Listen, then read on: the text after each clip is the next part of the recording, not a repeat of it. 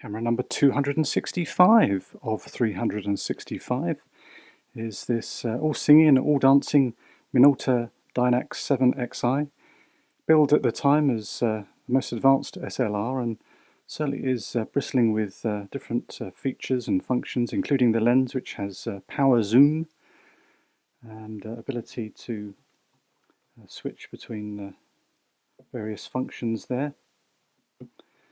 So, of course, it does require batteries to operate, so let's just go ahead and put a battery. It's a 2CR5 battery, which goes into the battery chamber there. Oh, there we go.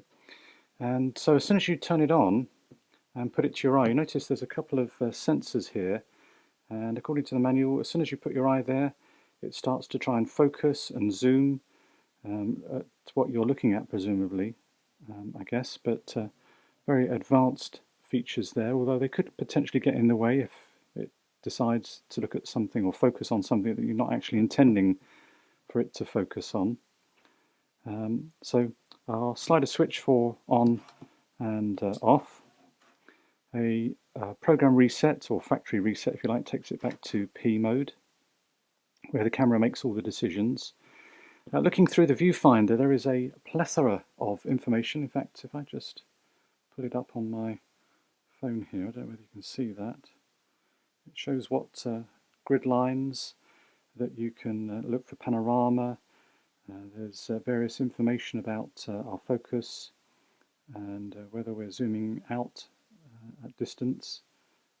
So there's quite a lot of information going on through the viewfinder there.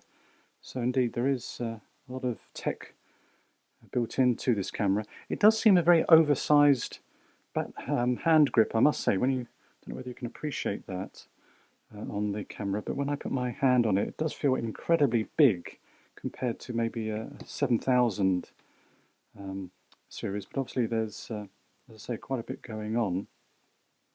And also there is a lot of functionality built into this little compartment here, where you have these additional cards.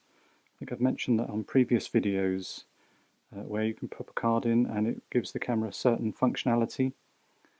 But you can choose your self-timer, the sort of release mode, flash mode, wind on. You can choose your own ISO, although DX coding is included. So really it has crammed in lots of stuff, good stuff in our camera here.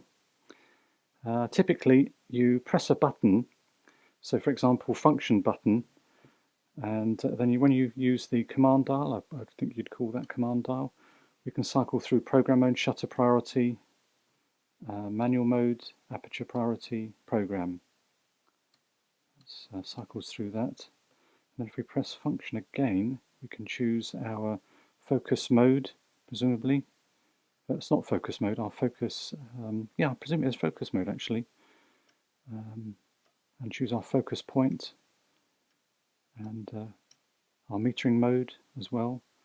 We have exposure compensation there. I think that's pretty much going through there. So a lot of functionality just in this area. Auto exposure lock, but as I say, the idea was that you buy these additional cards to give it more functionality. In most modern DLRs, digital cameras now, that's all built in, isn't it? Program modes, but this is a little bit different. Okay, putting our film in our chamber, we just simply release, as I say, DX coding, but we can override that. Power zoom lens, this is a 28-105, which is nice reach, but you can just twist the collar. I don't know whether we can demonstrate that. Twist the collar and it zooms the lens in and out. We take our lens off by pressing the lens release, and then the button here, and our whether we want to have autofocus or manual focus. And I presume these little grips here, if I remember rightly, are to do with the turning the camera on and starting to focus. Okay, so there we go. Really, that's the camera. with the lens, which obviously adds functionality to the camera. Oh, there we go. So that is it. That is camera number 265 of 365.